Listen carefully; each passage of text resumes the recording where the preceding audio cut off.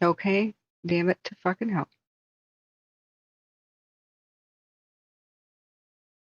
Okay, friends, I was asked to make this video by my good friend Sarah Luna, who was tweeting up a storm today, trying to help the people affected by the Quilisi fire. I have good news for you. Don't be afraid, you're going to be okay. And there's still people anxious tonight, and I wanted to at least explain some things to allay your fears, because there's been all kinds of rumors ever since the officials stopped talking about the situation. We haven't gotten official word from, say, Truckee Meadows Fire and Rescue for more than 6 hours, and the last update from Watch Duty was more than 4 hours ago. So allow me to answer some questions, show you what I think, and I think you're going to be A-okay. So you can rest easy. I think they did an awesome job today. Now, mind you, I am Catherine of the Wildfire Tracking team. If you've never seen me before, I went and started a live wildfire team to get emergency information as it happens, as it comes down the pipe instantly to the public, in tribute to my friend who died in a wildfire in 2017. He had no warning. The officials never reached him with their evacuation info. The system failed. And then 1 year later, my brother nearly died in paradise because the system for informing people failed again. So what I do is tell people the straight dope, the good, the bad, and the ugly, the best case scenario, worst case scenario, in the middle ground. And today I have a pretty rosy outlook on this, and I think you'll see why. So first of all, if you want to get official information, you should get as much as you could uh, from officials. Remember, I'm in Portland, Oregon. I've only been through this area a couple times in my life, but I do know how fire works and know the basics of tracking and survival advice. We've been doing this several years now, and we got on speed dial real firefighters to ask them questions. So this one, first of all, in order to sign up for Code Red, you should open up your texting app and text 99411. Just that's the number you text. Like, you hit the plus button to do a new text message to a new number. Just type 99411 and add the word Washoe. Just type Washoe after that and send. That'll take you to a sign up sheet. And you do not have to, you absolutely do not have to um, register if you don't want to. You can continue as a guest. Just fill out the little form and give the basic information, and you should be more informed than you would be otherwise. Now, I want you guys to not be scared of what you're seeing on the cams. I'm going to put some rumors to rest. Is the fire on both sides of 80? No, it's not. It's stuck in a pocket and is crying tears of frustration right now because the fire is a slave to the wind. And a south wind today was basically God's gift to everybody. So it pushed the fire up into a pocket up against the Great Wall of Freeway, up against 80, and it's stuck here. So it is crying because it cannot go past our heroes who stopped it here at the freeway at 80.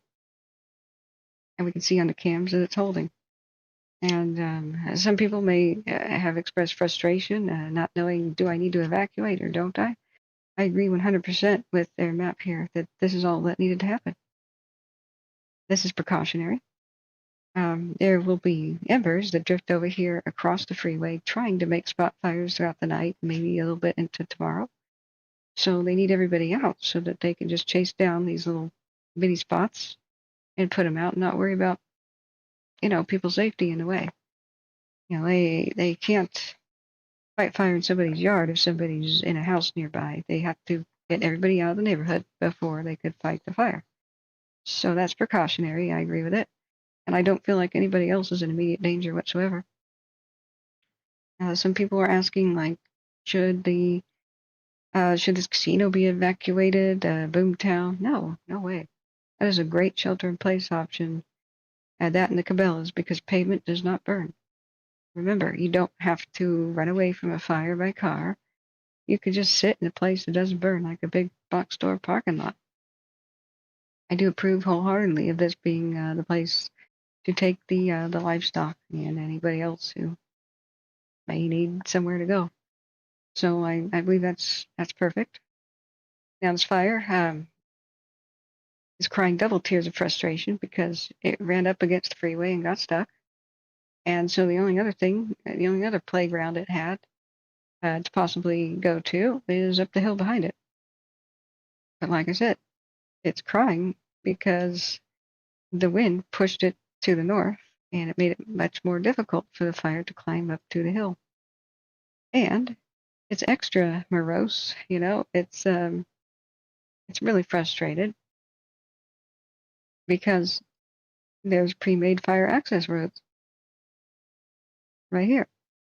So that allowed because the wind was pushing it to the north, it slowed its progress where it was just backing, which means moving slowly up the hill because the wind was pushing it away. And so by the time it reached these roads, the fires were ready to catch. The firefighters were there, ready to catch it. We could see clearly on the cams, and I'll show you how it started in a minute.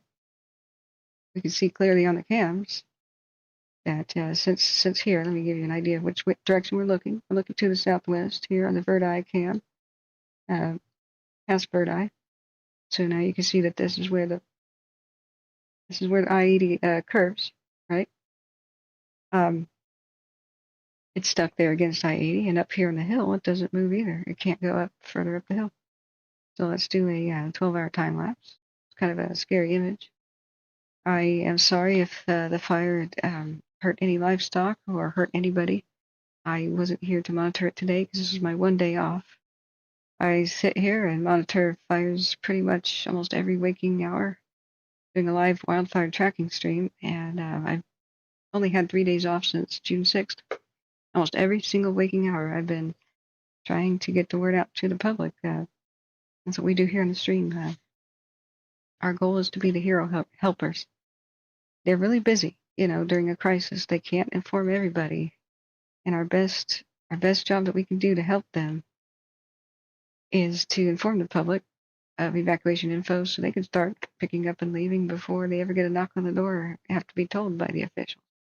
We do that many times. It's just, this is my 3rd day off. Sorry, I wasn't there today, but I 3 days off since June 6th. I think I was doing pretty decent.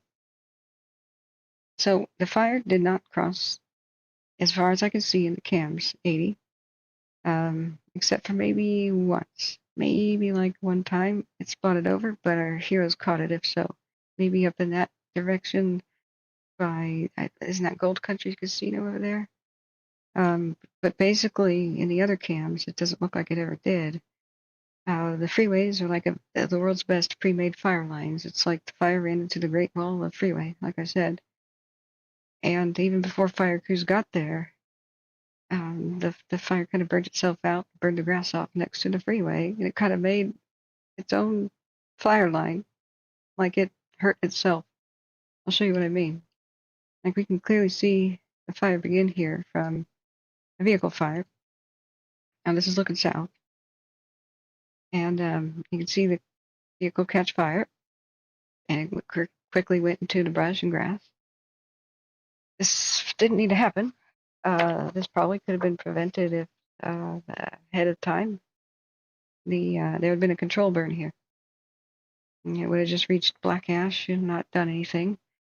I hope this sparks a community discussion about approval and more funding for doing control burns on the side of freeways and highways and roads, because this is a fuzzy statistic, just my own observation, around 70% to maybe even 75% of the accidental and even sometimes purposeful fires that have happened on highways and freeways have been just due to vehicles being on fire and pulling over and lighting grass on fire just to the hot engines and mufflers on grass.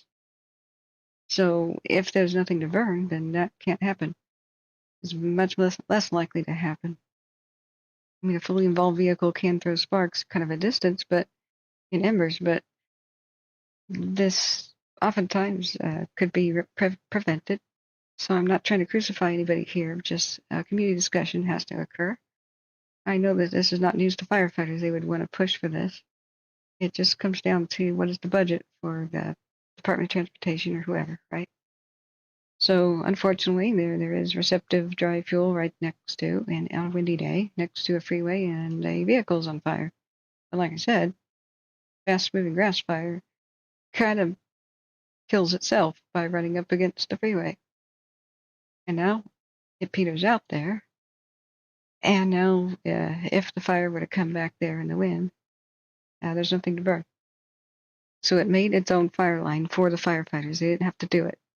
Like, in order to protect the freeway and then reinforce it, that's what they would have done.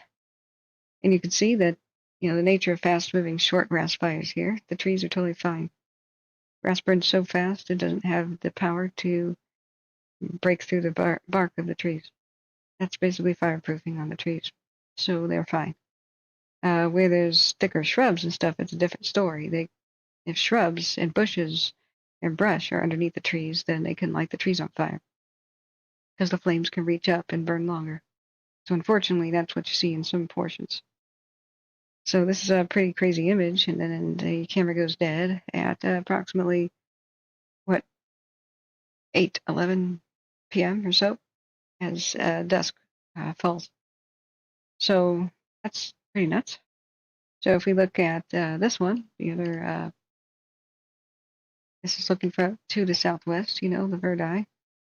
We do the 12-hour time lapse.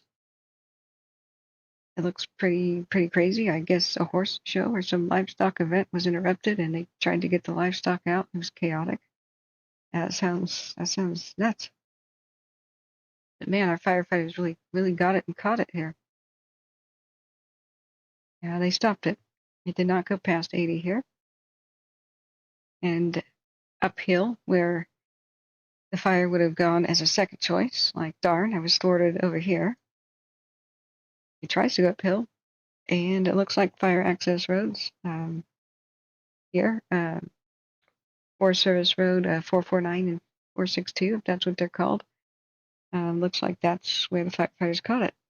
Maybe it's 462 or 449, I don't know which one. But you notice that the fire does not go up the hill. And that would have been really bad, because look at the forest over here. Look at the fuels it could have reached. This is proof that you want to build the city walls before the Huns show up on the horizon. A dozer line is just basically a road. And it sucks if you have to build the road after the fire starts. If it's already there, if a road's already there, this allows the firefighters to quickly scream along that road, and they caught the fire. As I said, it was God's gift, basically, the south wind, as it slowed the fire going up the hill, because it had to go against the wind, and that bought time for our firefighters to use this road and be waiting there, ready to catch it. So thank God this road was here. Thank God it was a south wind. You guys got extremely lucky. I mean, not that it approached you, but I mean this community got extremely lucky that it got trapped in this pocket. Now, do not be afraid at all about the flare-ups and stuff. Some of this, see how this goes, it stops up here, by the way. Some of this may be the firefighters actually trying to burn off more of the fuel, because it is now 68 degrees and it is a little bit less windy. So they want it to burn off in the cool of the night, because tomorrow, if the fire is still going, I mean, it will be, and it still had all this fuel to burn, it would burn hotter, because sun and heat of the day makes a fire in steroids. So you want to burn the fuel off tonight while they're in position, while it's safe, while it's cool, so it doesn't have steroids tomorrow. So this is where communicating with the public would be nice, so that people weren't afraid. Some of these flashes and flare-ups, the camera's not calibrated, so it's exaggerated. This is mostly smoke. That's not flames, that's hot smoke. Some of these flare-ups are probably the firefighters putting fire on the ground to get rid of the fuel for tomorrow. Over around here, they're probably strengthening the fire line, strengthening that road, because They don't want it to escape them tomorrow. And some of it's probably natural, the fire just moving around in the wind and finding trees to burn up. But they're mostly the sick trees, the half dead ones, the vulnerable, or those with unfortunate enough to have bushes at the base. So some of them will be lost, but most of these trees will probably survive and shrug off the fire, like we saw in the previous video clip. So I wholeheartedly agree that this was all that needed to be evacuated. I wish they would explain that. It's just so that if, some burning embers fall over there, they can catch it without worrying about people being in the way. And they can wet down people's homes and the neighborhood or whatever buildings are out there without, people being in the way, right? Um, so I don't think that they should have expanded the evacuation zones. I approve of this, but they should have explained it better. I don't think the fire really ever was established over 80. Maybe it spotted once or twice, but man, they pounced on it if they did. There's a bunch of misleading images on social media. Don't worry about it. We can see now that it's clearly trapped here in the pocket, crying its own tears of frustration. This fire is writing its own country song, and I'm sure it's going to be a hit because it had so much potential today, and just it got screwed by the wind and where it happened to start. So the also don't worry about the heat detections. They look scary, but that's not even red anymore. So every time the satellite passes by, about every 20 minutes or so, it's a heat detector, not a fire detector. And this is all margin of error because the satellites pass by real quick. So if the fire is just here in the trees, which is where most of the flare-ups are occurring, I believe, that's the heavy fuel right there. If the fire is there, see where the trees are,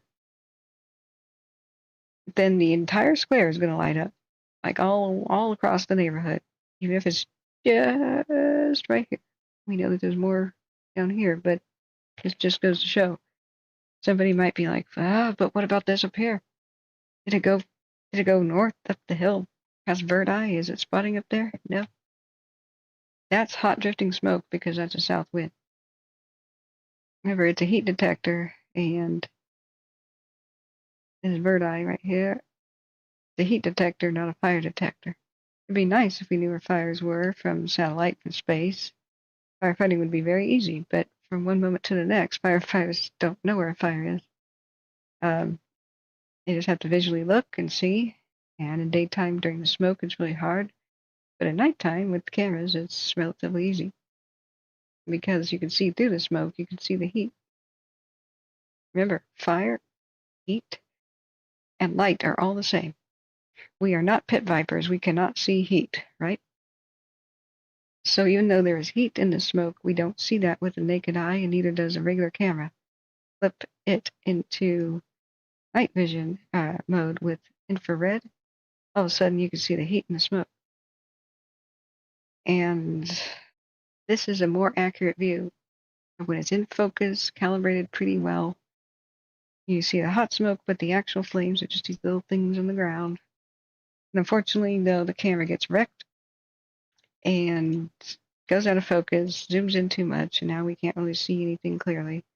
Now it looks all super scary, but mostly it's the heat. It's just a hot smoke. So don't worry about it. The only thing you should ever be concerned about at night when you're watching the cams is, does the fire move? It can glow as brightly as it wants. As long as it doesn't move, who cares? It's like a fire stuck in a campfire. They don't have to try to put it out. It's gotten pretty big. They don't have to try to put it out right now. It's pretty windy. They'll want to wait for it to consume a lot more of its fuel before they aggressively attack it and go in there. And we want our firefighters to be safe. It's more important to hold the line, make sure it doesn't spot in the neighborhoods right now, and even maybe start some more fires to get it going, to burn more of its fuel off in the cool of the night. And then in the morning, they'll probably go direct, which means attack it, go in there with water and maybe aircraft or something and put it out, right? But just think about like a campfire that gets out of control. If a log rolls out of it, you can either push the log back in and then babysit it, or you can put the log out, but you don't really have to put the campfire out. Just don't add any more fuel, right? Just wait for it to burn itself out. And that's what containment is they just contain and oftentimes just wait for it to burn itself out. But being so small right now compared to a bigger wildfire, they'll probably try to put it out eventually. We just have to hear from them what their strategy is. The vast majority of this fire was just a fast-moving grass fire, and they have to run and they have to find new fuel. They have to keep running and keep moving to survive. This one's dead. It kind of choked itself off by running up against the freeway. So it failed. The fire totally failed. And unless there's some crazy, crazy new wind event that's totally out of the blue, I think they caught it and they got it. You can sleep well tonight. You don't have to worry about the cams. They got it. They did appropriate action. I wish they had better communication with the public, but hey, I wish I could retire. But if you want to know about wildfires and know when we go live, which we do almost every day during wildfire season, please share the stream and this link with anybody that you know. Hit the share button and not just on the Twitter, but subscribe on YouTube. Hit the ringing bell and you'll be notified whenever we go live. And then we, except for my days off like today, we answer questions. There's sometimes real firefighters in chat, got great moderators. Myself, I can give you the basics. And we'll find out together what's going on by monitoring the satellites, maps, watch duty, those awesome volunteers. We watch social media. We get information from the officials. We can call up firefighters and like retired fire captain John Bruno from Shasta County, get their take on things. And we can also, we're not muzzled like some of the officials are. We can tell communities pretty far away that you should prepare for wildfire. It may eventually reach you. We are not beholden to the Byzantine system that doesn't work. Some of the old systems tie the hands of our heroes, and they're not even allowed to say this community might be impacted until they get approval from Sacramento or Washington if the fire's kind of far away. But as soon as the park fire broke out, I said, hey, everybody prepare at Shingletown, Butte Meadows, even up to Chester, and over there by Inskip and Magalia and Paradise. And I hate being right, but hey, I've lived in the Yuba, Sutter, Butte, Lewis County area and grew up there, and I know what fires can do. Fire behavior in the Sierras is pretty much very similar everywhere. So I hate being right, but giving people as much evacuation info as possible is what we do, and that saves lives. We've gotten feedback that we have before. So I really wish I could retire. I wish there were no gaps in the system or flaws in it, but until they fix that, here we are. Hit the like button. It helps us find new people, but mostly share the stream to word of mouth, because the algorithm is against us. I don't show, crying babies and homes burning down, and so the YouTube thinks our footage is boring, and we don't get high in the search rankings. So if you share on your own social media or text, hit the share button and text us to whoever you think might need this information. We are much obliged, and it helps fulfill our mission. So I think everybody here can rest easy, and they caught this and they got this. So everybody have a good night. Try to sleep well. We'll see you next time.